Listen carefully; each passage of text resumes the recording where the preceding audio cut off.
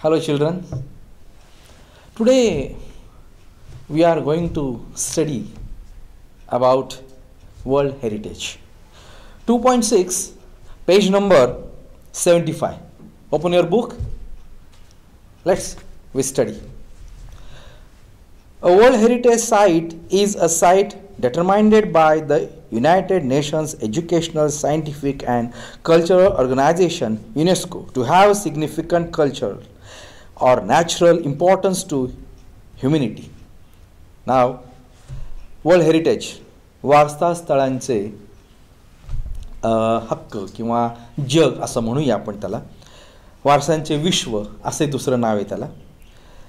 वारसा हक्कांची जी स्थळं आहेत ही स्थळं ठरवण्याचा पूर्णपणे अधिकार हा युनेस्कोला आहे, लक्षात घ्या. आणि त्याचं महत्त्व हे सांस्कृतिक, नैसर्गिक हे फार महत्त्वाचे, ते मानवाच्या दृष्टीने महत्त्वाचे आहेत.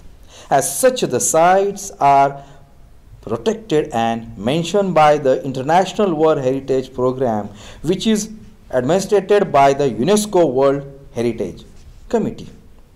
So हे ठरवण्याचं काम कोणाचं असतं की वारसा हक्क हा ह्या स्थळांचा कोण ठरवतं, तर हे ठरवण्याचं काम ही जागतिक जी वारसा हक्क ठरवणारी समिती असते ती ठरवत असते, हे लक्षात घ्या. आणि त्याला संरक्षण, प्रोटेक्टेड संरक्षण देणे, आणि हे आंतरराष्ट्रीय लेवलचं काम चालू असतं युनेस्कोचं, हे लक्षात ठेवा. इथं फार महत्त्वाचा शब्द आला आहे heritage. Heritage means heritage that which is a value because of historical, natural, cultural importance. काय अर्थ याचा लक्षात घ्या. व्हॅल्यूड, व्हॅल्यूड म्हणजे काय? व्हॅल्यूड म्हणजे मूल्य. That is which is valued, ज्याचं मूल्य खूप आहे. कशामध्ये मूल्य आहे? बिकॉज ऑफ हिस्टॉरिकल, ते ऐतिहासिक आहे. नॅचरल, नैसर्गिक आहे. कल्चरल, सांस्कृतिक आहे. याचं महत्त्व प्रत्येकात असले त्याला आपण हेरिटेज म्हणतो. वारसा हक्काने आलेलं स्थळ, हे लक्षात ठेवा. आणि फार पूर्वापार आलेलं असतं, हे काय एका दिवसात येत नाही, वर्षानुवर्ष असतं, हे लक्षात ठेवा. आणि मग त्याच्यामध्ये त्यांनी पुढे असं म्हटलेलं आहे, because world heritage sites are places that are significant culturally and naturally.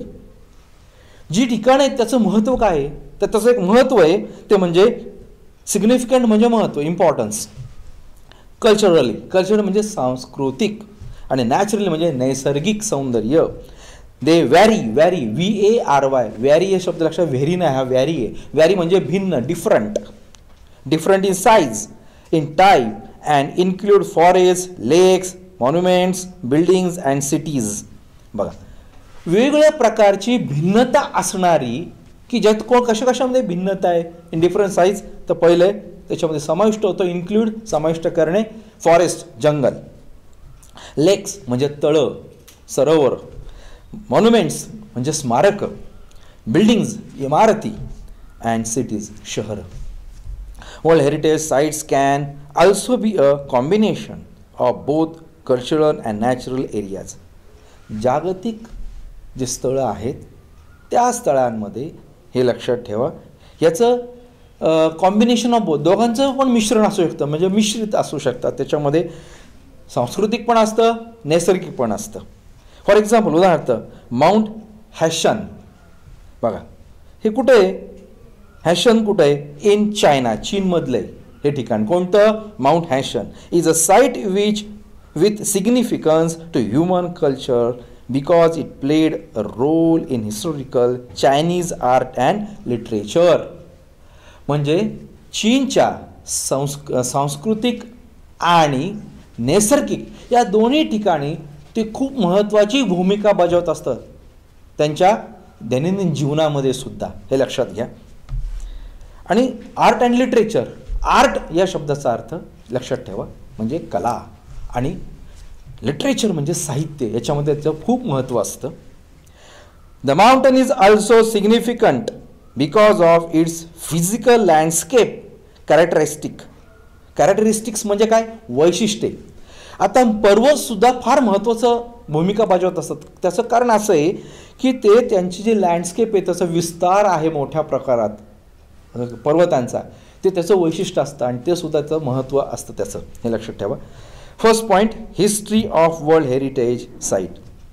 जागतिक वारसा स्थळांचा आपण आता इतिहास पाहणार आहोत. Although the idea of protecting cultural and natural heritage sites around the world begin in the early 20th century. 20व्या शतकाच्या सुरुवातीपासूनच हे लक्षात घ्या, ह्या जागतिक वारसास्थळांचा जो इतिहास आहे, सांस्कृतिक असेल, नॅचरल हेरिटेज असेल, नैसर्गिक वारसा असेल, या सगळ्या जगामध्ये सुरुवात झाली 20व्या शतकाच्या सुरुवातीलाच, हे लक्षात घ्यायचा इतिहास. आणि मग त्याच्यामध्ये काय आलं, 20th century लक्षात आलं, शतक, सेंचुरी म्हणजे शतक, 20th म्हणजे 20व्या. Monument for its actual creation was not until the 1950s. 1950 पर्यंत हे लक्षात याची स्मारकं जी होती याचं महत्त्व नव्हतं, पण नंतर मात्र याचं महत्त्व वाढायला सुरुवात झाली. कधी? 20व्या शतकाच्या, इन 1954 म्हणजे 1954 सालापासून Egypt started plans to build the Aswan high dam to collect. म्हणजे इजिप्तमध्ये सर्वात मोठं धरण आहे, डॅम म्हणजे धरण कोणतं? अस्वाना. अस्वान जे धरण आहे त्याचं ते पाणी त्यांनी काय करायला सुरुवात केली? कलेक्ट करायला, म्हणजे एकत्र आणायला सुरुवात केली. हे पहिलं जगातलं महत्त्वाची गोष्ट आहे. And control water from the Nile river. आता अस्वाना धरण हे कोणत्या नदीवर बसलेलं आहे, कोणत्या नदीवर बांधलेलं आहे? तर नाईल नदीमध्ये. हे कुठे? इजिप्तमध्ये. लक्षात घ्या, नाईल नदी सगळी जगातील सर्वात मोठी नदी आहे. The initial plan for the dam's construction would have flooded the valley containing the Abu Simbel temples and source of ancient Egyptian artifacts. बघा आता या ठिकाणी एक शब्द आला, आर्टफॅक्ट्स. आर्टफॅक्ट म्हणजे कलाकृती. आता जेव्हा यांनी ठरवलं इजिप्तने की आपण आता धरण बांधायचं, मग त्या धरणामध्ये बऱ्याचशा गोष्टी इजिप्तमधल्या या लयास जाऊ लागल्या. मग त्याच्यामध्ये कोणती गोष्ट होती पहिली? तर ती गोष्ट लयास जाणारी किंवा त्याचं काय म्हणतात, उद्ध्वस्त होणारी. फ्लोडेड म्हणजे त्या पाण्यामध्ये पाणी अडवल्यानंतर पूर येणार मोठा, पाणी अडवल्यामुळे मागच्या बाजूला पाण्याचा फुगवटा होणार. मग त्याच्यामध्ये काय आहे? आबू सिम्बल टेम्पल्स हे तिथे, ते पहिलं पाण्याखाली जाणार. दुसरी काय? स्कोर्स ऑफ एन्शियंट इजिप्शियन आर्टफॅक्ट्स, म्हणजे इजिप्तमध्ये जी कलाकृती मानवनिर्मित होती ती सगळी पाण्याखाली जाणार. लक्षात घ्या, स्कोर्स ऑफ म्हणजे प्लेंटी ऑफ, इथं शब्द लिहिला आहे. सोर्स ऑफ म्हणजे प्लेंटी ऑफ. कॅरेक्टरिस्टिक म्हणजे डिस्टिंग्विशिंग फीचर्स म्हणजे वैशिष्ट्य असणे, एखाद्या गोष्टीचं वैशिष्ट्य असणे, हे लक्षात ठेवा. प्लेंटी ऑफ, मेनी ऑफ, पुष्कळ. तर या सगळ्या पुष्कळ गोष्टी या पाण्याखाली जाणार. मग काय केलं यासाठी त्यांनी? तर to protect the temples and artefacts. मग त्यांनी त्याचं संरक्षण करायला ठरवलं. त्या कशाचं? टेम्पल्स, त्या मंदिरांचं आणि जी काय मानवनिर्मित केलेली कलाकृती त्यांचं. लक्षात ठेवा. Here the very important things, not only but also to protect the temples and artefacts. Here the to protect the not only temples but also we have to remove the and here but also artefacts. UNESCO launched an international campaign in 1959. 1959 मात्र युनेस्कोने एक मोठी मोहीम काय केली? आयोजित केली किंवा सुरुवात केली त्या गोष्टीला. Started that call for the dismantling means dismantling and movements of the temples to higher ground. खूप मोठ्या प्रमाणामध्ये ही गोष्ट त्यांनी लक्षात ठेवली. काय करायचं की आपण उतरवणे, डिसमेल्टिंगचा अर्थ उतरवणे. काय उतरवायचं? तर जी इजिप्तमधील जी मंदिरं आहेत, टेम्पल्स आणि मानवनिर्मित ज्या कलाकृती आहेत त्या आपण वाचवायच्या आणि त्या तुटण्यापासून, उद्ध्वस्त होण्यापासून वाचवायच्या. हे लक्षात. To protect cost and estimated $80 million 80 European जे डॉलर आहेत ते डॉलर त्यांनी त्यासाठी खर्च करायला ठरवले. आणि सगळं कुठं न्यायचं, उंच अशा एका टेकडीवर, आणि तिथं पुन्हा ते टेम्पल्स बांधायचे, ते कलाकृती बांधायची सगळी, हे त्यांनी ठरवलं. Sign of dollar USA 40 million, दशलक्ष, किती, 40 दशलक्ष एवढे, of which came from 50 different countries, 50 विविध अशा वेगवेगळ्या देशांमधून ती मदत आली त्यांना, because of the project success. आणि त्याच्यामुळे तो प्रकल्प यशस्वी झाला. UNESCO and the international council on monuments and sites initiated or draft convention to create an international organization responsible for protecting cultural heritage. याच्यात फार महत्त्वाचं आहे. इनिशिएटेड म्हणजे सुरुवातीला, initiated, here is the initiated, begin, started, सुरुवात केली, very important, initiated, started, सुरुवात केली. कशा सुरुवात केली, आता 50 देशांकडून आली मदत सगळी, बरोबर आहे. मग आता ती सुरू करायला पाहिजे. 40 USA डॉलर्स एवढी मदत आली, दशलक्ष. त्याच्यानंतर काहींनी 80 मिलियन्स दिले USA डॉलर्स एवढे. आता हे एवढे दशलक्ष आल्यानंतर हा प्रोजेक्ट यशस्वी झाला. आणि त्याच्यामध्ये युनेस्कोने आणि international council on monuments and sites, म्हणजे आंतरराष्ट्रीय स्मारकं आणि स्थळं यांची परिषद, ही पण त्याच्यामध्ये उतरली. आणि त्या सगळ्यांनी ठरवलं की आपण हे सगळं वाचवायचं. आणि त्यापासून त्यांनी काय केली, जबाबदारी, कशाची जबाबदारी घेतली, responsible for protecting cultural heritage, म्हणजे सांस्कृतिक जो वारसा आहे, स्थळ, ते आपण वाचवायचं, त्याला संरक्षण द्यायचं. Next paragraph. Shortly thereafter, त्यानंतर लवकरच काय झालं, इन 1965, 1965 साली, a White House conference in the United States called for a world heritage trust, म्हणजे जागतिक वारसा विश्वस्त संस्था ही निर्माण झाली अमेरिकेत. युनायटेड स्टेट म्हणजे अमेरिकेत. आणि त्याला काय म्हणले त्यांनी, कॉन्फरन्स, ती परिषद निर्माण केली. आणि त्या परिषदेला नाव देऊन टाकलं त्यांनी world heritage trust, to protect historic cultural sites but to also protect the world's significant natural and scenic sites, म्हणजे नैसर्गिक सौंदर्य आहे आणि सिनिक साइट्स म्हणजे नैसर्गिक जी स्थळं आहेत आणि जी स्थळामध्ये खरंच निसर्गतः सौंदर्य पसरलेले, ती सगळी आपण वाचवायची, हे युनेस्कोने ठरवलं. आणि कुणी ठरवलं, जागतिक वारसा जो विश्वस्त समिती आहे, संस्था आहे, त्यांनी ठरवलं. फायनली इन 1968, 1968 साली, the international union for conservation of natural, याचा अर्थ काय, आंतरराष्ट्रीय निसर्ग संरक्षण किंवा त्याचं रक्षण करणे, ती एक समिती वेगळी, ती पण स्थापन झाली. आणि डेव्हलप सिमिलर गोल्स म्हणजे ध्येय, एम्स, त्यांनी सुद्धा हे ध्येय ठरवलं की आपण सुद्धा याच्यामध्ये यांना संरक्षण द्यायचं सगळ्या गोष्टींना. आणि presented them at the United Nations conference on human environment in Stockholm हे ठिकाण आहे. त्यांनी ठरवलं की मानवी पर्यावरण विषयावरील जी संयुक्त परिषद आहे, त्या परिषदेने असं ठरवलं की स्कॉटहोममध्ये आपल्याला जायचं आणि ह्या सगळ्या गोष्टी तिथं मांडायच्या, प्रेझेंट करायच्या. प्रेझेंट म्हणजे मांडणे, सादर करणे. आणि स्वीडन इन 1972, स्वीडनमध्ये हे स्कॉटहोम आहे. आणि 1972 साली त्यांनी ठरवलं की आपण या सर्व परिषदांनी जायचं, युनेस्कोसही सगळ्यांनी, आणि मग त्यांनी तिथं आपण प्रेझेंट करायचं की या सगळ्या जगातील स्थळं आहेत, ती स्थळं आपण वाचवली पाहिजे, त्यांना संरक्षण दिलं पाहिजे, त्यांच्यावर खर्च केला पाहिजे, अशा अर्थानं. Next was adopted by UNESCO General Conference on November 16, 1972. 1972 म्हणजे 16 नोव्हेंबर 1972 साली जागतिक सांस्कृतिक व नैसर्गिक संरक्षण जे होतं त्यांनी दिले, protecting of world cultural and natural heritage. म्हणजे बघा, following the presentation of this goals, हे त्यांनी ठरवलं की आपण काय करायचं, ते प्रेझेंटेशन करायचं, त्यांनी मांडायचं, हे ध्येय त्यांनी ठरवलं. And the conservation concerning the protecting of world cultural and natural heritage, म्हणजे काय, जागतिक सांस्कृतिक व नैसर्गिक संरक्षण करायचं आपण. आणि अडॉप्टेड म्हणजे काय, आपण ते स्वीकारायचं, त्यांना दत्तक घ्यायचं आणि दत्तक घेऊन काय करायचं, त्यांना आपण वाढवायचं किंवा त्यांना संरक्षण. जे कधी ठरलं त्यांचं 16 नोव्हेंबर 1972 साली ठरवलं गेलं, हे लक्षात ठेवा. हा झाला त्याचा इतिहास, हिस्ट्री.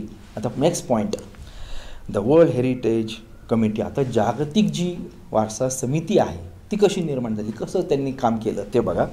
वारसा समितीने today the world heritage committee is the main group responsible for establishing which sites will be listed as a UNESCO world heritage site.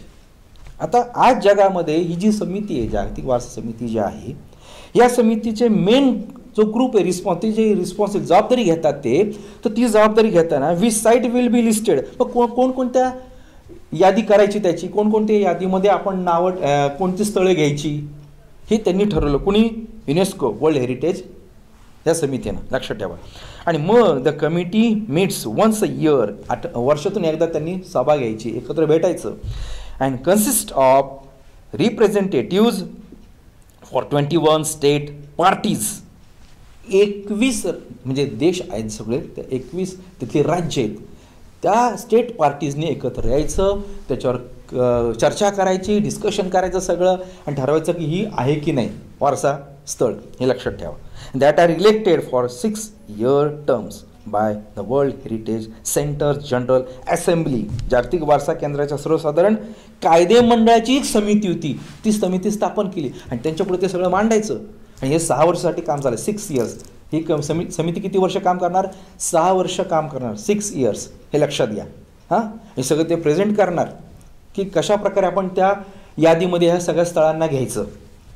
The state parties are then responsible for identifying. मग आता पुढं काय, त्या राज्यातील जे काय त्यांचे ज्या काय कमिटी असतात, मग त्यांनी पहिलं ठरवायचं की आपल्या देशामध्ये ही गोष्ट वारसा स्थळ आहे, जागतिक वारसा स्थळासाठी जाऊ शकते, हे त्यांनी ठरवलं. आता पुढे काय, मग and nominating new sites. Nominating म्हणजे काय हे लक्षात ठेवा. नॉमिनेटिंगचा अर्थ या ठिकाणी नामांकन देणे. नामांकन म्हणजे काय, आपण त्याला एक वैशिष्ट्यपूर्ण नाव द्यायचं. आता आपल्या भारतामध्ये काय तुम्हाला माहिती आहे, नामांकन जागतिक, ताजमहाल सगळ्यांना माहिती आहे, वी नो दॅट, बरोबर ना. म्हणजे नामांकन द्यायचं आपण, आणि मग ती समिती येणार, हे लक्षात ठेवा. मग त्या समितीचं काम पुढं चालणार की खरंच हे आहे का, समजून घ्या. आणि मग within their territory, very nice words, territory, look at here. Territory means इथं दिलेलं आहे मी तुम्हाला, टेरिटरी इथं आलं, रिजन, TERRITORY. रिजन म्हणजे प्रदेश, एखादी भूभाग. मग ते ठरवतात की आपण हा भूभाग काय करायचा, आपण आपल्या समितीमध्ये घ्यायचा. कोण? राज्यातील, त्या देशातील राज्यातील काय करणार, समिती ठरवणार. आणि मग कुणाला प्रेझेंट करणार, जागतिक संघटनेच्या युनेस्को समोर, या समितीसमोर, कायदे मंडळाच्या तिथं नाही, त्यांच्या अगोदरच्या सभासदांना, हे लक्षात ठेवा. आणि मग टेरिटरी म्हणजे रिजन, प्रदेश, to be considered for inclusion on the world heritage list. आणि मग कन्क्ल्युजन म्हणजे मग ते एक प्रकारचं त्याचं परीक्षण करणार, कन्क्ल्युजन करणार, आणि मग त्या कशात घेणार, मग जागतिक वारसा स्थळांमध्ये त्यांना लिस्टमध्ये, त्या यादीमध्ये समाविष्ट करणार. हा आपण झाला द वर्ल्ड हेरिटेज कमिटीचं काम. आता पुढचा पॉईंट्स काय, becoming a world heritage site. काय, जागतिक वारसा स्थळ हे त्यांची कामं कसं ठरवलं जातं, काय त्याचे नॉमिनस आहेत, म्हणजे त्याचे काय नियम काय आहेत का, रूल्स अँड रेग्युलेशन्स, हे आपण आता पाहणार आहोत. कसं ठरतं आहे, पेज नंबर 77 लक्षात ठेवा. There are 5 step in becoming a world heritage site. त्याला 5 टप्पे आहेत. त्या 5 टप्प्यांमधून गेलं तर ते वारसा स्थळ होतं, जागतिक वारसा स्थळ, अन्यथा नाही. आता आपण ठरवूया कसे आहेत बघा. The first of which is for a country or state party to take an inventory of its significant cultural and natural site. Inventory म्हणजे detailed list. Inventory, look at here. Inventory, here is the words. A detailed list, अतिशय detail म्हणजे पूर्णपणे सर्व मुद्द्यांसहित ती यादी केली जाते. कोणी? राज्याने करायची, हे लक्षात ठेवायचं. लक्षात ठेवा, हा शब्द महत्त्वाचा शब्द आहे. आणि मग त्यांनी त्या देशातील राज्यांनी ही गोष्ट ठरवली, त्यांच्या पार्टीजने, त्यांच्या समितीने. मग पुढे ते काम होतं, त्याचं महत्त्व, ही पहिली स्टेप झाली सिग्निफिकंट. कशाचं महत्त्व? सांस्कृतिक आणि नॅचरल साईट्स, नैसर्गिक सौंदर्य असणारे स्थळं. This is called the tentative list. याला काय म्हणतात? प्रायोगिक यादी. टेंटेटिव्ह लिस्ट म्हणजे काय? प्रायोगिक यादी. And it is important because nominations to the World Heritage List will not be considered unless the nominated site was first included on the tentative list. आता याचं महत्त्व बघा. ही लिस्ट केली प्रायोगिक पद्धतीने, ही लिस्ट केल्यानंतर इट इज इम्पॉर्टंट. ह्याचं महत्त्व काय आहे?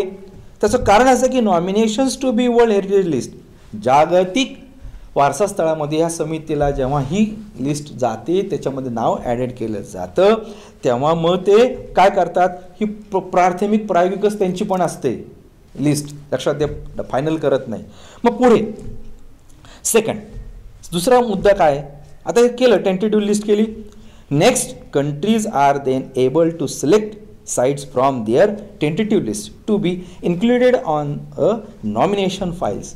मग आपण जी नामांकन केलेली जी लिस्ट असते, त्याची फाईल असते, त्या फाईलमध्ये या सर्व स्थळांची काय करायची?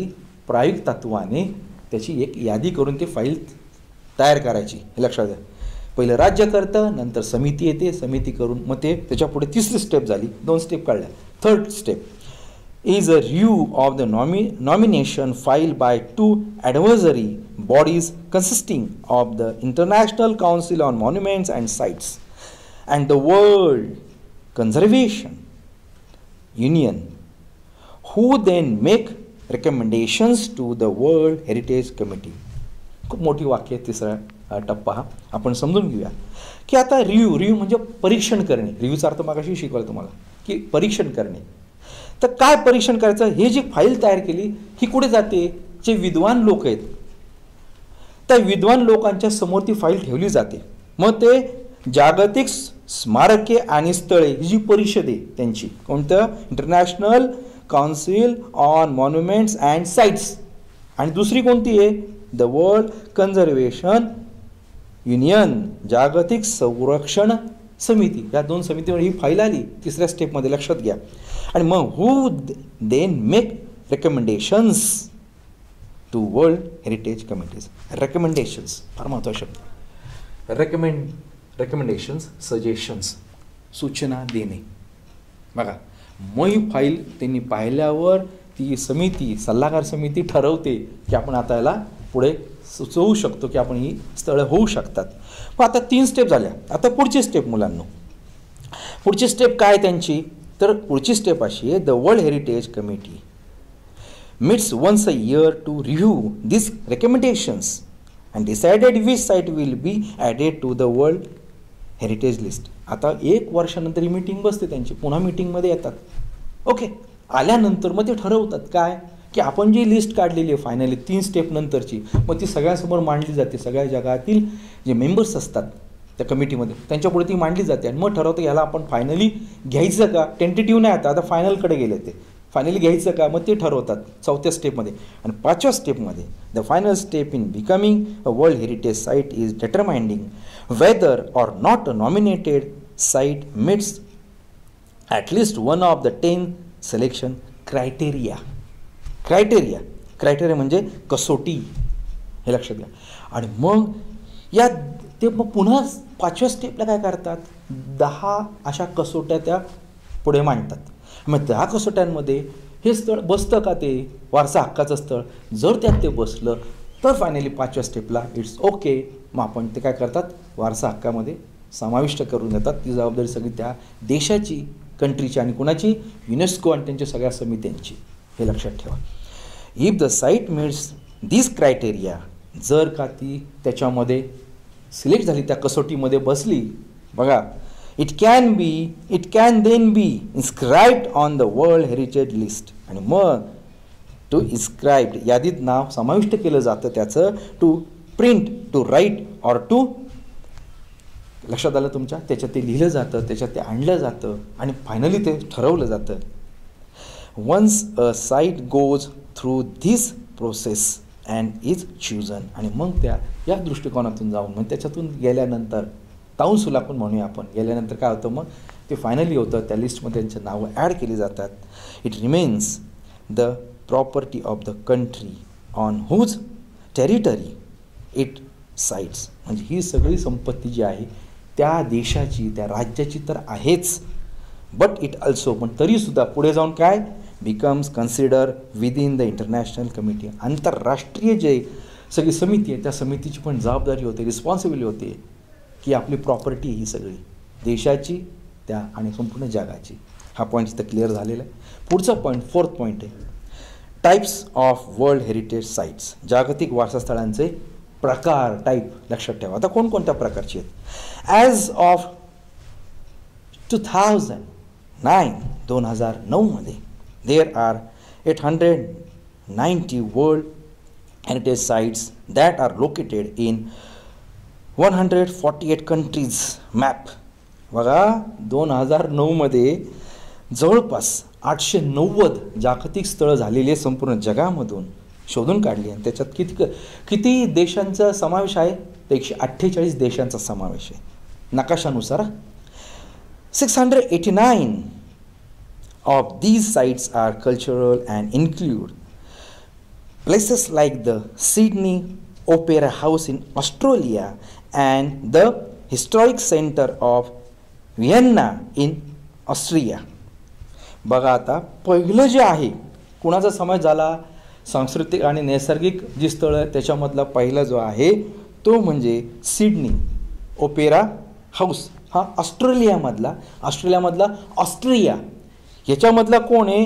व्हेन्ना, सेंटर ऑफ व्हेन्ना.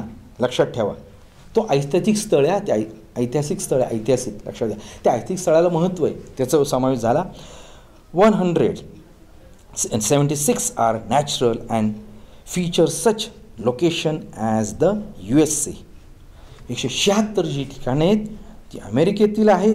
त्याच्यामध्ये महत्त्वाची म्हणजे नैसर्गिक सौंदर्य असणारी हे ते ठरवून घेतलेले त्यांनी. त्याच्यातले Yellowstone and Grand Canyon National Park हे ठिकाणांची नाव येतात. काय? येलोस्टोन आणि दुसरं कोणतं? Grand Canyon National Park. Park म्हणजे तुम्हाला माहिती आहे उद्यान वगैरे अशा प्रकारे. 25 of the world heritage sites are consider mixed. आता 25 ठिकाणं आहेत ही काय संमिश्र आहेत, की नॅचरल पण आहेत, कल्चरल पण आहेत, हे लक्षात ठेवा. That is natural and cultural Peru's. काय? माचू पिच्चू हे नाव आहे. कुठलं? पेरू हे देश आहे, त्या देशामधलं हे महत्त्वाचं ठिकाण आहे. ते मिक्समध्ये येतं, म्हणजे कसं सांस्कृतिकपणे आणि नैसर्गिकपणे. माचू पिचू हे लक्षात ठेवा नाव. Is one of the these, त्याच्यामधलं एक आहे. Italy has the highest number of world heritage site with 44. आता सगळ्यात जास्त कोणत्यामध्ये? इटलीमधील 44 ठिकाणं आहेत सगळ्या जगामध्ये की ती सगळी समाविष्ट करण्यात आलेली आहेत वारसा हक्क स्थळामध्ये, हे लक्षात ठेवा. Page number 78. India has. आता भारतामधले किती आहेत असा प्रश्न तुमच्या मनात येईल. 36 आहेत. 28 कल्चरल, त्याच्यातल्या 28 सांस्कृतिक आहेत, 7 नॅचरल, 7 नैसर्गिक आहेत अँड 1 मिक्स्ड, आणि एक काय संमिश्र आहेत. World heritage sites. The World Heritage Committee has divided the world's countries into 5 geographic zones which include. आता जागतिक स्थळांची कमिटीने त्याच्यामध्ये जवळपास त्यांनी किती? 5 भौगोलिक दृष्टिकोनातून विभागणी केलेली आहे. First is Africa, second Arab states, third 3 Asia Pacific including Australia and Oceania. Fourth is Europe and North America, and last 5 is Latin America and the Caribbean. हे 5 त्यांनी काय केलेले आहेत? भौगोलिक रचनेनुसार ते प्रदेश पाडलेले त्यांनी. Last point is world heritage sites in danger. धोक्यात असलेली जागतिक स्थळं कोणती? आता हे पण माहिती करून घेणं गरजेचं आहे. Like many natural and historic cultural sites around the world. असे खूप काही स्थळं आहेत की त्या आता लयास चाललेले आहेत, त्यांचा नाश होतो आहे, डिस्ट्रॉय असे होतात. Many World Heritage are in danger of being destroyed or lost due to war. बघा आता ही जी स्थळं आहेत ही का नाश होत आहेत, का त्यांचा लोप होतोय, ऱ्हास का होतोय, तर पहिलं म्हणजे युद्धामुळे ते संपून जातात.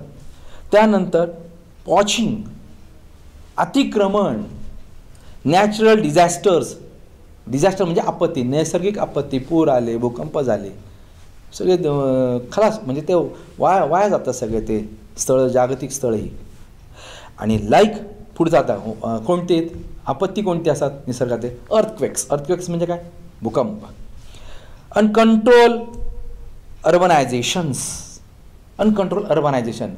म्हणजे नियंत्रित नसणारी शहरीकरण, म्हणजे अनियंत्रित खूप मोठ्या प्रमाणात झोपडपट्ट्या वाढत आहेत, शहरीकरण वाढतं आहे. याच्यामध्ये सुद्धा ही जागतिक स्थळं काय होतात, वारसा स्थळं ही लयास जातात, ऱ्हास होतो. हेवी टुरिस्ट ट्रॅफिक, खूप गर्दी केली कुणी, हे पर्यटन लोकांनी, त्यांनी सगळ्यांनी येऊन तिथं येऊन सगळ्यांनी काय केलेलं, घाण केली आहे किंवा ते सगळं वाया घालवलं आहे किंवा तोडफोड केलेली आहेत, हे पण होऊ शकतं. अँड एन्व्हायरमेंटल फॅक्टर्स, आणि सर्वात म्हणजे पर्यावरणाचा घटकसुद्धा याच्यात महत्त्वाचा आहे.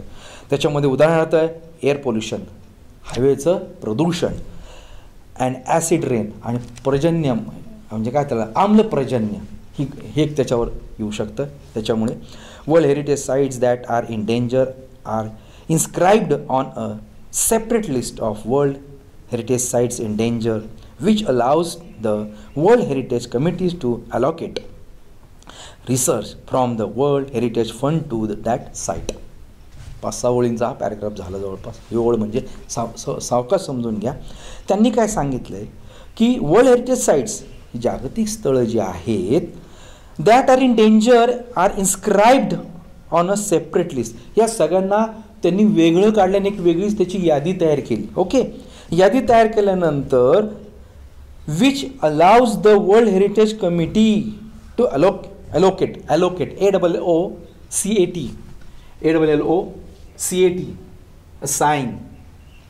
assign means वाटून देणे. हे वाटून दिले त्यांनी कोणाला, त्या कमिटीला, की यांचं आता बघा काय करायचं, यासाठी आपण पर्याय काय शोधायचे, अशा अर्थानं. त्याच्यानंतर त्यांनी काय केलं, resources from the world heritage fund to that site, आणि मग त्या स्थळांना काय दिलं, निधी प्राप्त करून दिला, उपलब्धता दिली. सोर्स काय आहे, रिसोर्सेस काय आहेत, पैसे कसे द्यायचे त्यांना, तर त्यांनी ते ठरवलं. हे सगळ्या या समितीने, हे लक्षात ठेवा, जे ऱ्हास होणाऱ्या जागतिक स्थळांविषयीचं हे चाललेलं आहे. इन ॲडिशन त्याच्यात अधिक भर काय टाकली त्यांनी, different plans are put in to place to protect and or restore the site. आता डिफरंट प्लान्स, वेगवेगळ्या प्रकारचे त्यांनी काय केले, योजना आखल्या आणि त्या पुढे मांडल्या. बघा, पुट इन टू प्लेस, त्या जागतिक स्थळांविषयी आपण हे असं करू शकतो, तसं हे प्लान्स त्यांनी योजना आखल्या, ABC असे प्लान्स तयार केले. टू प्रोटेक्ट, त्यांना संरक्षण द्यायचं, आणि काय करायचं, रिस्टोर द साईट, पुन्हा एकदा त्याची पुनर्रचना करायची, पुनर्जीवित करायचं त्या सगळ्या गोष्टींना, अशा अर्थानं. इफ हाऊएव्हर, आणि अशा प्रकारे site loses the characteristics which allowed for it to be originally included on the world heritage list. मग त्या संरक्षण द्यायचं, त्यांना पुन्हा पुनर्जीवित करायचं, मग त्याच्यातले वैशिष्ट्य मात्र नष्ट झाली नाही पाहिजेत, हे त्याचं वैशिष्ट्य आहे त्याचं, ते तसंच राहिलं पाहिजे, तसंच दिसले पाहिजेत, हे त्यांनी ठरवलं. आणि मग त्यांनी काय ठरवलं, त्यांनी पुढे जाऊन ठरवलं की the world heritage committee can choose to delete the site from the list. आणि हे महत्त्वाचं वाक्य आहे की ते स्थळ, हे पुढचे पहिले क्रायटेरिया सांगितले ना तुम्हाला, 5 स्टेप आणि 10 क्रायटेरिया त्यांच्या ठरलेल्या, त्याच्यात बसत असेल तरच त्याला निधी प्राप्त करून द्यायचा, अन्यथा त्या लिस्टमधून वगळायचं. डिलीट करणे म्हणजे वगळणे, काढून टाकणे, हे लक्षात ठेवायचं. To learn more about world heritage sites, जर तुम्हाला आणखीन जर आनंद वाटत असेल शिकायचं की वर्ल्ड हेरिटेजविषयी आपल्याला आणखीन माहिती हवी, तर visit the world heritage centres website at whc.unesco.org. या साईटवर जायचं, तुम्ही क्लिक करायचं नेटवर, आणि ती माहिती अधिक मिळवायची. थँक्यू.